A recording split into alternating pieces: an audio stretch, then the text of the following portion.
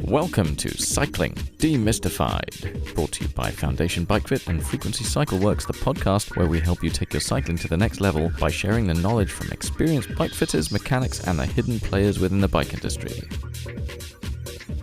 Hey guys, welcome back to the podcast, and today's episode is brought to you by me, Wei, Director of Foundation Bike Fit, and today I just wanted to talk about some of the amazing bike racing, road racing that we've been seeing this season, and I think overall it's been one of the best years of bike racing that I have seen for a long time. Giro was amazing, Tour de France was amazing, love the classics. We had the Olympics as well, and recently, just a couple of weeks ago, the Tour de Femme finished, and what a absolute nail biter that was. I think this is probably the best racing we've seen all season. So if you haven't watched it, definitely go back, watch at least the last stage up the legendary Alpe d'Huez climb, and watch all the drama. Spoiler alert, I'm just going to talk a little bit about what happened in the race. But yeah, it was incredible, and what an advert for women's riding. And if the women's tour doesn't get even bigger and get more support, more sponsorship off the back of this, then I don't know what's going to. It was just incredible. It's exactly what racing wanted. It gave us all the drama and the closest finish in a tour ever. Even closer than the epic finale on the Champs-Élysées, where Greg LeMond beat Laurent Fignon, winning the tour by an incredible just 8 seconds. And certainly that was a time trial, so that was a interesting one where LeMond was using aero bars and Laurent Fignon was not, and so that really popularized the use of aero bars. But I digress. Going back to the women's tour this year, or Tour de Femme, the yellow jersey was decided by just 4 seconds. And yeah, like that is literally the closest winning margin in the whole of history between all of men, all of the women races that have come about. And so entertainment was high. But actually, this was not what I wanted to talk about on the podcast. I actually wanted to talk about bike position, bike fitting, of course, because I'm a bike fitter, and that's what I talk about. But the race certainly did get me thinking, and as all races do, there's always something to talk about in terms of bike fit and pro positions. In fact, that's probably one of our favorite pastimes, sitting around the TV, chewing the fat, just hurling abuse at the TV and what the pros are doing and why their positions are all so whack. But this time, I want to give you some practical tips, something that is useful as well as insightful. So let's get into it. I've probably been thinking about this during the men's race as well, particularly around Pogačar. Everyone's been talking about his short crank, and there's actually been quite a lot of discussion about his changing position from when he really kind of came onto the scene. For example, back in 2021, he was riding quite a different position. Still on Colnago, riding Campag back then. But if you look at pictures of him riding in his position back in 2021, he has a much more neutral back position, so a much more neutral spine position, more what we think of as good posture, classically, a longer extended spine, relaxed shoulders. It looks pretty balanced on the bike.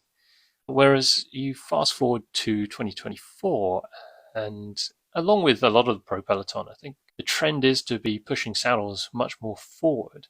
And this gets to a point where it results in quite a rounded back posture. So rounding forward in a hunched look. But this doesn't seem to have stopped Pogačar's performance or hindered it in any kind of way. So there's an interesting debate as to what's going on here. Is it actually giving him more advantage? Is that something we should be emulating? Don't know. But we can't be not influenced by these riders in the pro peloton because they are the pinnacle of the sport and they are in front of our eyeballs all the time. And so we have to be aware of what they're doing and whether or not this is something that we should be doing as amateur athletes. And obviously we are not professionals, we are not pro athletes, and these athletes exist at the extreme end of the spectrum, but you just can't not be influenced by these guys. They just spend so much time in front of you that we want to be them because they are supposedly the best in the sport. And that's how advertising works as well. That's why the tour is such an amazing advertising engine. That's why people will pay millions of dollars to have their logos on the kit, on TV, have the airtime, have the exposure.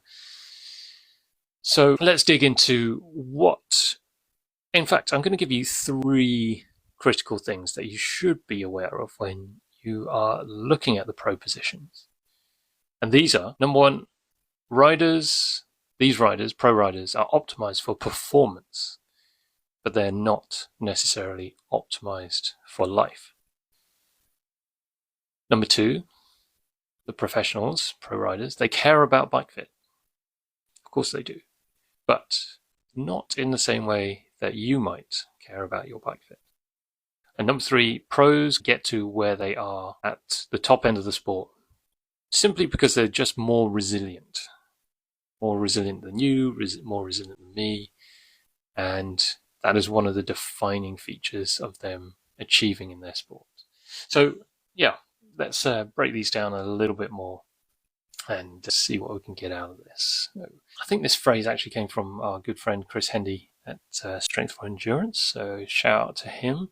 But it is the idea that these top athletes are optimized for performance in their sport, and it's a very specific set of traits, movement patterns that they have developed to be as good as they possibly can be in their sport. But this doesn't mean that it is healthy. It doesn't mean that they are optimized for the demands of everyday life, the demands of everyday life that the rest of us have to go through. Working, living, looking after our kids, all the responsibilities that a pro rider has the luxury of not having to deal with in many cases.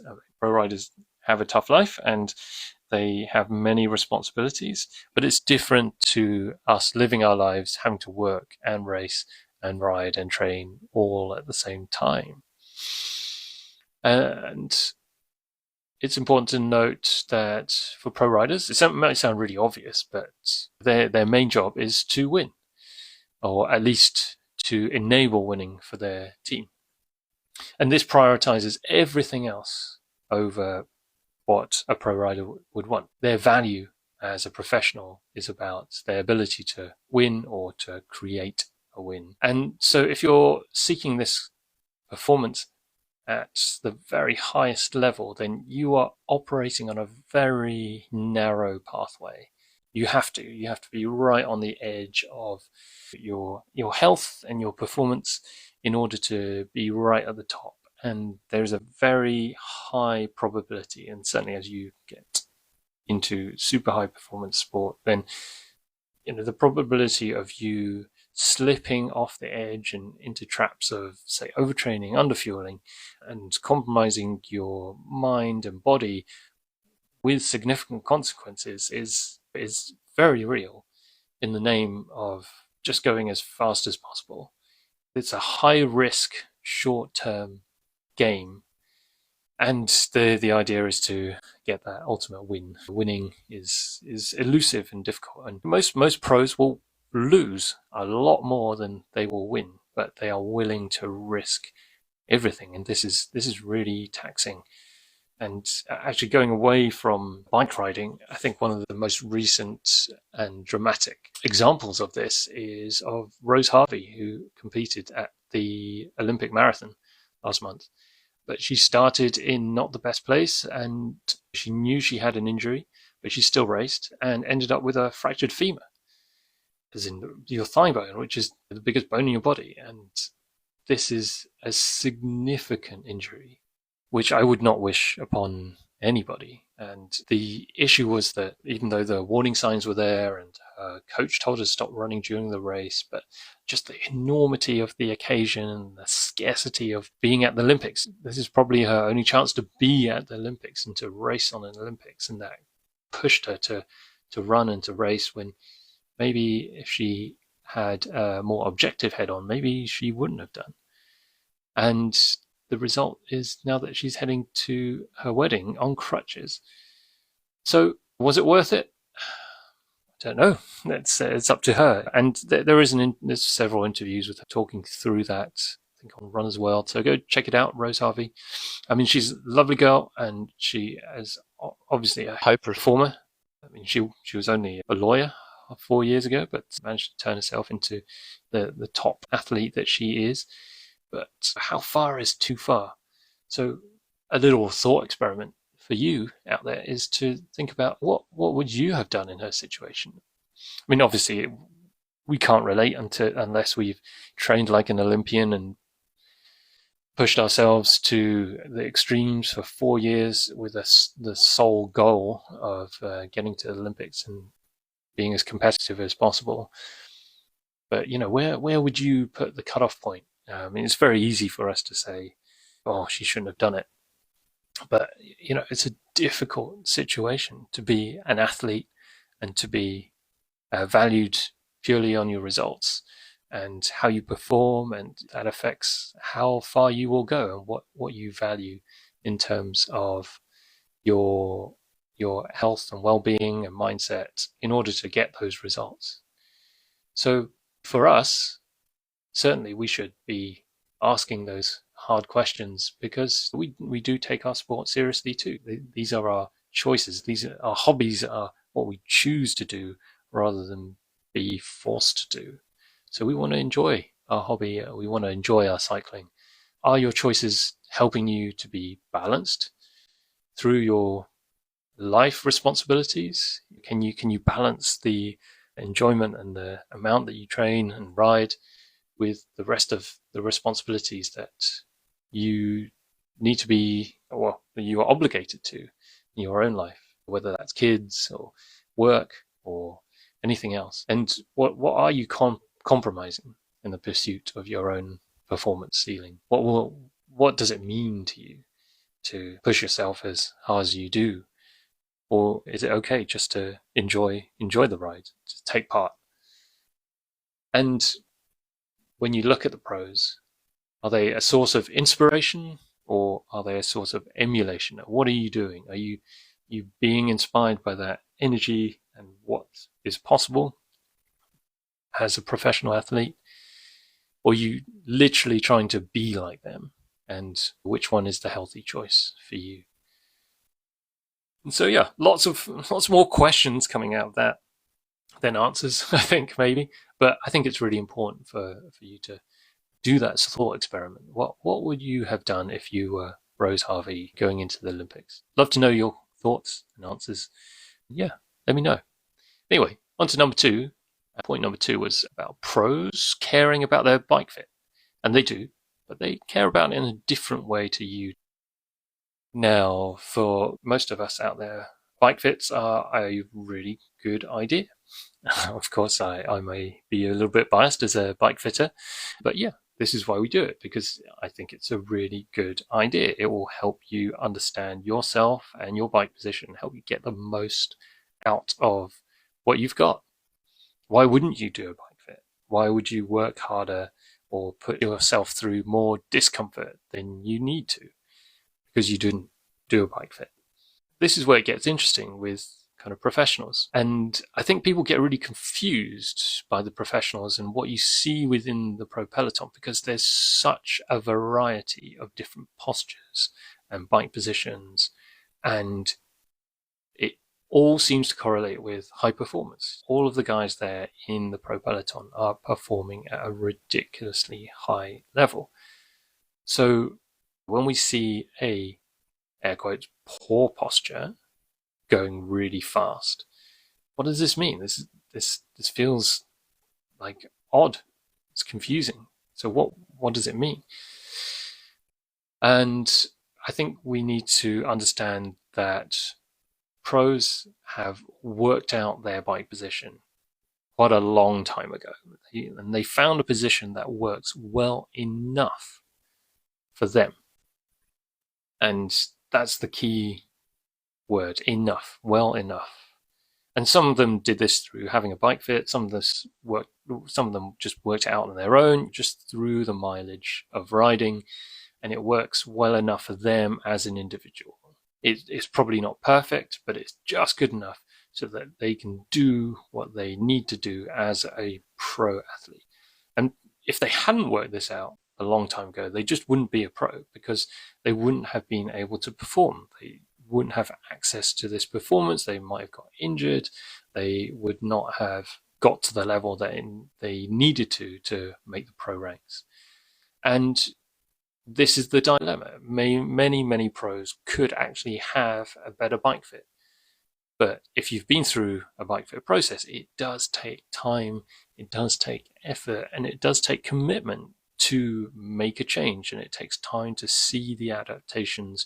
It takes time to really reap the rewards of having to change a movement pattern that maybe has been established for a very long time.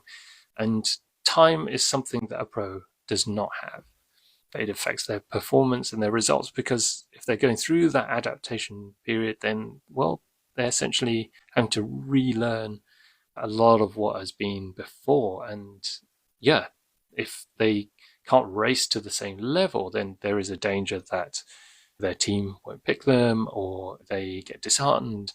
And so it's a really tricky pathway for a pro to want to almost jeopardize their short-term performance for kind of potentially better performance later on. And I think that's another key thing, that they don't know for sure if their results are definitely going to get better if they change their position drastically. And if they can get away with their current position and how they are right now, then maybe that short-term gain, rather than looking at the long-term health and performance of their body, is what they need. And so every pro has to go through that kind of dilemma. For the rest of us, we are lucky. We are super lucky, because we don't have this kind of pressure, and we can prioritize our health and performance. And we can even change our minds if we want to. If we want to change bike, if we want to change position, we have all the choices. So with that choice, then you need to ask yourself, what matters to you as a bike rider? If you experience some pain on the bike that you did not choose, then you have the power, you have the choice to go and sort it out. Don't just bloody-mindedly try and ride through the pain. It just doesn't need to be there.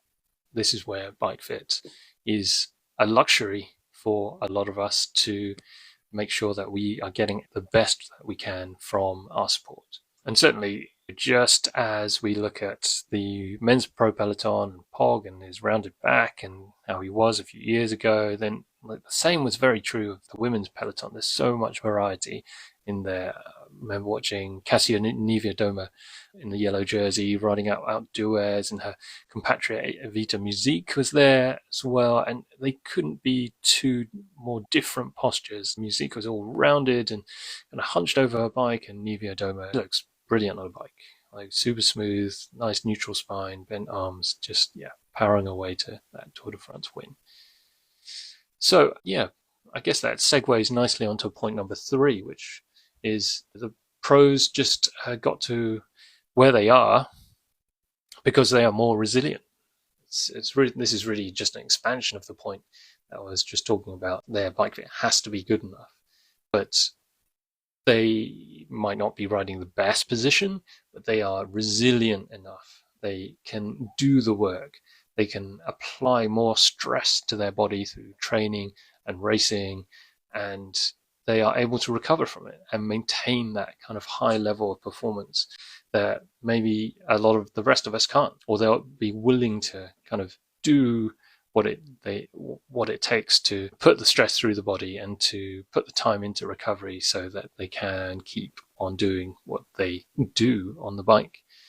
And if pros weren't more resilient, if they weren't on the next level of strength and recovery, then we just wouldn't see so much variation in posture and pedaling in the pro ranks. And it's just a testament to the human body. Like, just some bodies are just incredible and resilient and strong. Even if they have a poor position, they can get away with it. But every person's body will have a limit. Pros will only be able to get away with poor movement for a certain amount of time. And personally, I know quite a few ex-pros who are just riddled with injuries and chronic pains. And they're just the result of years and years of embedded repetitive movement patterns, all in the name of performance. And I do believe that poor movement patterns will catch up with you at some point. So again, because we are not professionals and we ride what we choose our bikes, we choose our routes, we choose how to conduct ourselves, we are lucky. We have the lucky choice. And so there's kind of no excuse really for riding a poor position. Of course, you need to be cognizant. You need to be aware that you could be riding a better position. But yeah, because we have the choice, certainly over a pro, then yeah, we have a great opportunity to make sure that we prevent injury through what we're doing, and we get the most out of our bike and our body through the sport that we choose. So I think, yeah, that kind of sums up what I was thinking as I was watching all the varieties of body shapes going through the pro peloton. And hopefully that was useful for you guys. As always, love to know your thoughts. And if you have any questions, send us an email, hit us up on the gram at FDNBikeFit, at Cycling Demystified. And yeah, go forth. Choose well. Think about what your body is doing. And if you need some help, go visit your local bike fitter, or at least have a conversation with them, because they will have plenty of knowledge to impart. Catch you on the next one. Suffering from numb hands, tingling toes, and any other persistent discomforts when you ride? These are all signs that your bike fit could be improved. If you're bike fit curious, get in touch with Wei or Matt by emailing info@foundation.fit or finding them on Instagram at FDN_bikefit. Finally, for all your bike servicing needs, custom dream bike or hand-built wheels, go to www.frequencycycleworks.com or find me on Instagram at frequencycycleworks. Until next time, keep on spinning.